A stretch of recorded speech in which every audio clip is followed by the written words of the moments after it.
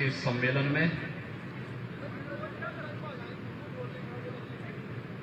विश्व के अंदर भारत के योग की परंपरा को सहज और सरल भाषा में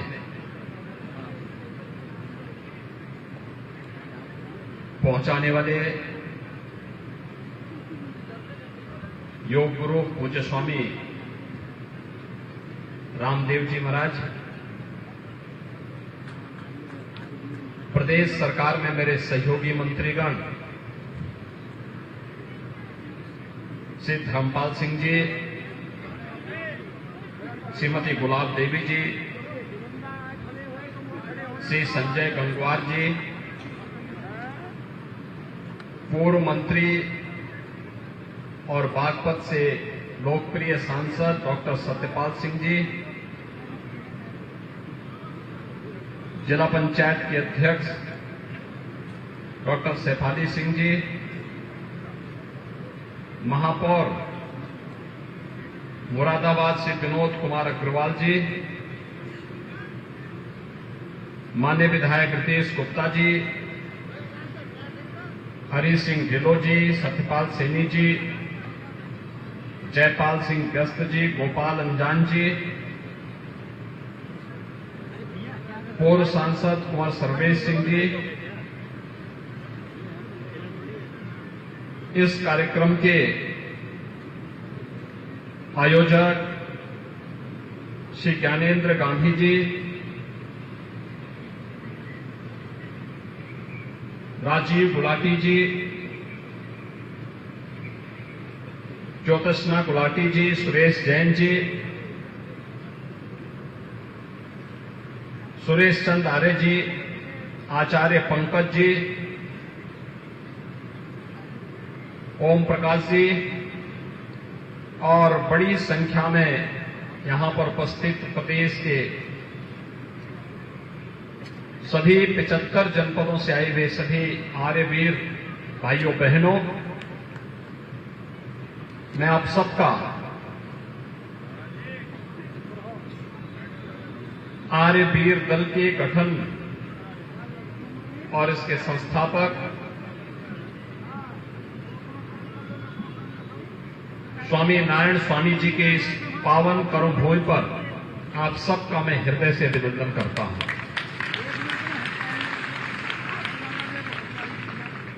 हम सब जानते हैं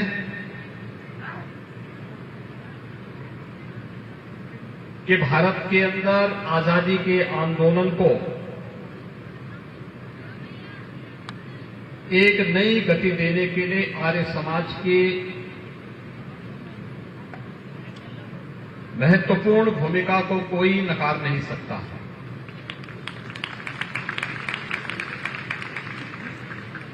स्वदेशी हो या क्रांतिकारियों की एक बड़ी टीम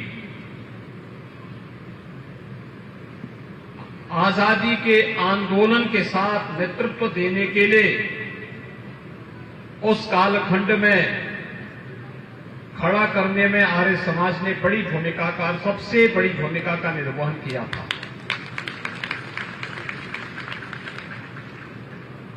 लेकिन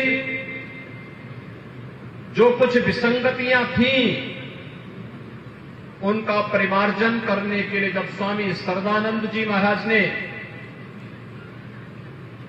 शुद्धि के आंदोलन को आगे बढ़ाने का कार्य किया और शुद्धि के अभियान के विरोधी कुछ विधर्मियों ने जब उनकी निर्मम हत्या कर दी, तब नारायण स्वामी जी ने इस आर्य वीर दल का गठन किया था, इस आर्य धर्म को बचाने के लिए। उससे पहले भी आर्य समाज के अनेक ऐसे पुरोधाओं को विधर्मियों के उन षड्यंत्रों का शिकार बनने के लिए मजबूर होना पड़ा था।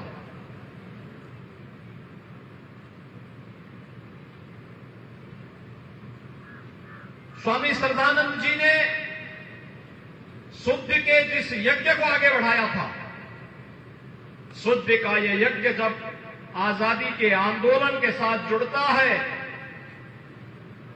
तो अनेक क्रांतिकारी आजादी के आंदोलन के वाहक बन गए और देखते ही देखते 15 अगस्त 1947 को विधर्मियों को और ब्रिटिशर को इस देश को स्वतंत्र करने के लिए भी मजबूर होना पड़ा था। एक लंबा आंदोलन चला। हम सब की वर्तमान पीढ़ी गौरवशाली है कि हम लोग वर्तमान में आजादी का अमृत महोत्सव मना रहे हैं और आजादी के अमृत महोत्सव में अभी मुझे एक ज्ञापन आर्य समाज बस्ती ने दिया जिसमें उन्होंने बहुत सारी चीजों का उल्लेख किया है और मैं कभी कभी इस बात को मानता हूं कि हम लोग आज भी व्यक्ति पूजा पर ज्यादा विश्वास करते हैं, व्यक्ति के आदर्शों पर कम। और मुझे लगता है कि स्वामी दयानंद की शिक्षा से एकदम विपरीत है। स्वामी दयानंद सरस्वती जी ने जब आर्य समाज की स्थापना की थी उस समय व्यक्तिवाद से महत्वपूर्ण उसके मूल्य और आदर्शों पर विश्वास करके उसको अंगीकार करने पर उन्होंने जोर देने के लिए कहा था। और याद करिए, जब आजादी के अमृत महोत्सव के कार्यक्रम को प्रधानमंत्री मोदी जी के नेतृत्व में पूरे देश के अंदर आयोजित करने की बात हुई, यद्यपि विगत 8 वर्ष के अंदर आपने बदलते हुए भारत को देखा है, एक नए भारत को, एक उभरते हुए भारत को, एक भारत और श्रेष्ठ भारत की इस परिकल्पना को साकार होते हुए देखा है, जो सपना कभी स्वामी दयानंद सरस्वती जी ने देखा था, स्वामी श्रद्धानंद जी ने देखा था, आर्य समाज के पूज्य संतों ने, आर्य समाज के उन सभी पुरोधाओं ने देखा था, वही सपना आज साकार हो रहा है जब कश्मीर से धारा 370 समाप्त होती है, जब अयोध्या में मर्यादा पुरुषोत्तम भगवान श्री राम के भव्य मंदिर का मार्ग प्रशस्त होकर के प्रधानमंत्री मोदी जी स्वयं अयोध्या जाकर के मंदिर निर्माण के कार्य का शुभारंभ अपने कर कमलों से प्रारंभ करते हैं। पूज्य स्वामी रामदेव जी महाराज भी इस कार्यक्रम में वहां उपस्थित थे। केदारपुरी का पुनरुद्धार का कार्यक्रम होता है। यह भारत की आध्यात्मिक और सांस्कृतिक परंपरा का संकनाद वैश्विक मंच पर एक बार फिर से पुनर्स्थापित करने का अभियान है। जब योग की परंपरा को वैश्विक मंच पर स्थान सम्मान दिला करके 21 जून की तिथि को विश्व योग दिवस के रूप में मनाने के लिए पूरी दुनिया के अंदर आह्वान होता है और वह तब भारत के लिए गौरव का दिन होता है। ये सपना स्वामी दयानंद सरस्वती का ही सपना साकार होता है। ये सपना स्वामी श्रद्धानंद जी का सपना साकार होता है जब काशी विश्वनाथ धाम की स्थापना करके उसके पुनरुद्धार कार्यक्रम के माध्यम से भारत के आध्यात्मिक और सांस्कृतिक विरासत को वैश्विक मंच पर सम्मान मिलता है। भाइयों बहनों, जब दुनिया इस सदी की सबसे बड़ी महामारी के सामने पस्त थी, तब भारत के लोगों के जीवन और जीविका को बचाने के साथ ही हमारी शिक्षा हमारी मातृभूमि में आनी चाहिए। संस्कृत और हिंदी में उसका पाठ्यक्रम होना चाहिए और केवल ये बीए का ही नहीं बल्कि मेडिकल और इंजीनियरिंग की पढ़ाई भी अब सभी भाषाओं में, सभी भारतीय भाषाओं में होगी। यह भी राष्ट्रीय शिक्षा नीति का एक हिस्सा बन चुका है। आप जाइए उत्तर प्रदेश के अंदर, हम लोगों ने कुछ पुस्तकों का हिंदी अनुवाद कर दिया, मेडिकल की भी और इंजीनियरिंग का भी, और अगली बार तक आप देखेंगे ये सभी पाठ्यक्रम हिंदी में भी आपको हर विश्वविद्यालय, हर महाविद्यालय में आपको पढ़ने को मिलेंगे। ये भी महर्षि दयानंद सरस्वती का ही राष्ट्र गौरव के बोधकार हिंदी के गौरव को अनुभूति कराने वाला क्षण है। आपने देखा होगा 15 अगस्त को प्रधानमंत्री जी ने लाल किले की प्राचीर से देशवासियों को पंचप्रण की प्रेरणा दी थी। उस पंचप्रण में एक विरासत के सम्मान का भी है और महर्षि दयानंद सरस्वती की विरासत पर भी हर भारतवासी गौरव की अनुभूति करता है। हम महर्षि दयानंद सरस्वती को स्मरण कर रहे हैं इसलिए क्योंकि वे हमारी विरासत के हिस्से हैं और इसीलिए उस पर गौरव की अनुभूति की प्रेरणा कौन दे रहा है? ये प्रधानमंत्री मोदी जी ही दे रहे हैं। उन्होंने कहा है गुलामी का कोई भी चिन्ह न रहे लेकिन विरासत पर गौरव की अनुभूति भी होनी चाहिए। स्वामी रामदेव जी जो काम कर रहे हैं आत्मनिर्भर भारत की परिकल्पना को साकार करना है, ये भी पंचप्रण के अंदर आता है।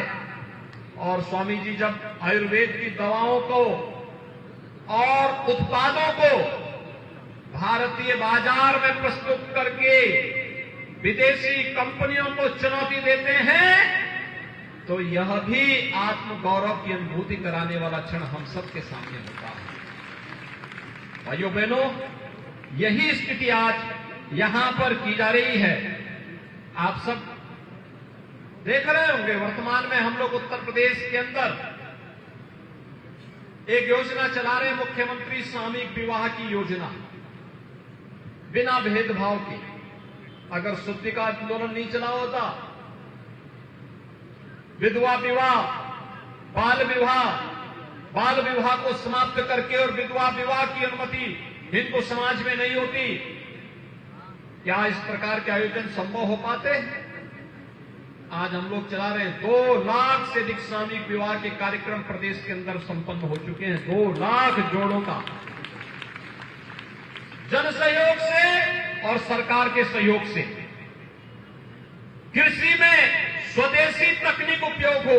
और अब तो आपने देखा होगा प्रधानमंत्री मोदी जी ने प्राकृतिक खेती को, गौ आधारित खेती को पूरे देश के अंदर युद्ध स्तर पर आगे बढ़ाने के लिए भी एक नए कार्यक्रम की शुरुआत की है।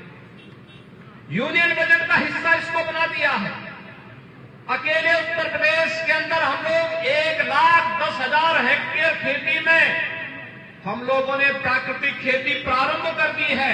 अगले 1 वर्ष के अंदर 1 लाख हेक्टेयर खेती को फिर से इसके साथ हम जोड़ने की कार्रवाई को आगे बढ़ा रहे हैं। यानी विषमुक्त खेती में विष से मुक्त खाद्यान्न तो पैदा होगा ही होगा, हमारी गौ माता की रक्षा भी उसी में छुपी हुई है, उसी में गौ माता की रक्षा भी होगी। अब गौ माता की जय बोलने से जय जयकार नहीं होने वाला है, उसके इस आस्था का सम्मान करने के लिए हमें उस प्रकार के कार्यक्रम के साथ जुड़ना ही होगा। और प्राकृतिक खेती उत्तम साधन है। पूरे देश के अंदर हर राज्य में एक नई प्रतिस्पर्धा प्रारंभ हुई है कि हमें प्राकृतिक खेती के साथ जुड़ना चाहिए। और आज जो कार्यक्रम भी तेजी के साथ आगे बढ़ा है, और साथ साथ मैं आपको बता ही रहा था, आयुष पद्धति को देश के अंदर मिलना सम्मान पहली बार ये हुआ है। योग को, आयुर्वेद को, प्राकृतिक चिकित्सा को, यूनानी, सिद्धा, इन सभी परंपरागत चिकित्सा पद्धतियों को भारत के अंदर सम्मान मिला है। और इसके लिए आयुष मंत्रालय का गठन भी प्रधानमंत्री मोदी जी ने ही किया है। भाइयों बहनों, ये जो नया भारत है, ये नया भारत अपने ऋषि मुनियों की परंपरा पर गौरव की अनुभूति करता है। ये नया भारत हमें केवल एक सैद्धांतिक ज्ञान तक ही सीमित नहीं रखता है। ये नया भारत तो हम सबको एक और माता भूमि पुत्रोहम पृथिव्या के इस पवित्र भाव के साथ हम सबको जोड़ता है, तो दूसरी तरफ इसको हम अपने व्यवहारिक जीवन में कैसे अंगीकार कर सकते हैं, इसकी भी एक नई प्रेरणा हमें प्रदान करता है। और आज हम सबको इस बारे में ध्यान रखना होगा कि हम सब जब संस्कारवान होंगे, अपनी मातृभूमि के प्रति जब हमारे मन में एक भाव भावनात्मक लगाव होगा, अपनी विरासत के प्रति सम्मान का भाव होगा, आत्मनिर्भर भारत की परिकल्पना को साकार करने का एक जज्बा होगा, तो परिणाम अपने आप ही सामने आएंगे। और परिणाम को प्राप्त करने के लिए परिक्रमा नहीं, पुरुषार्थ की आवश्यकता पड़ती है, पुरुषार्थ। और उस पुरुषार्थ के लिए आप सभी आर्यजनों का आह्वान करूंगा मैं, आप सभी प्रदेश के अंदर इस सकारात्मक भाव को आगे बढ़ाने में, ऋषि परंपरा के इन सभी भावों का प्रचार प्रसार करने में अपना योगदान दे। आने वाला समय भारत का समय है। वर्तमान समय में वैश्विक मंच पर कहीं कोई समस्या खड़ी होती, कोई क्राइसिस होती है, दुनिया भारत के अंदर देख रही है, प्रधानमंत्री मोदी जी के नेतृत्व पर विश्वास कर रही है। हम सबको भी अपने इस भारत पर गौरव की अनुभूति करते हुए अपने आप को इसके साथ जोड़ना चाहिए। मुझे प्रसन्नता है, हमारा युवा दुनिया के अंदर सबसे प्रतिभाशाली युवा है। ये उत्तर प्रदेश के आर्यवीर हैं। जैसे दुनिया के अंदर भारत सबसे युवा देश है, ऐसे ही भारत के अंदर उत्तर प्रदेश सबसे युवा प्रदेश है। सबसे अधिक युवा हमारे पास है। लेकिन ये युवा शिक्षा से, संस्कृति से, संस्कारों से, शिष्टाचार से आत्मनिर्भर भारत की इस परिकल्पना को और एक भारत श्रेष्ठ भारत की इस परिकल्पना को साकार करने के साथ आगे बढ़ सके, ये आज की आवश्यकता है। और इसीलिए राष्ट्रीय शिक्षा नीति इन सभी बातों को लेकर के आपके लिए आई है। राष्ट्रीय शिक्षा नीति यह भारत को फिर से विश्व गुरु के रूप में स्थापित करेगा। आत्मनिर्भर भारत की परिकल्पना भारत को दुनिया की नंबर 1 अर्थव्यवस्था बना करके रखेगा। दुनिया के अंदर भौतिकता के पीछे भाग रही दुनिया को वास्तव में उसके जीवन में परिवर्तन लाने का काम अगर कोई करेगा तो भारत की आध्यात्मिक और सांस्कृतिक परंपरा ही कर पाएगी।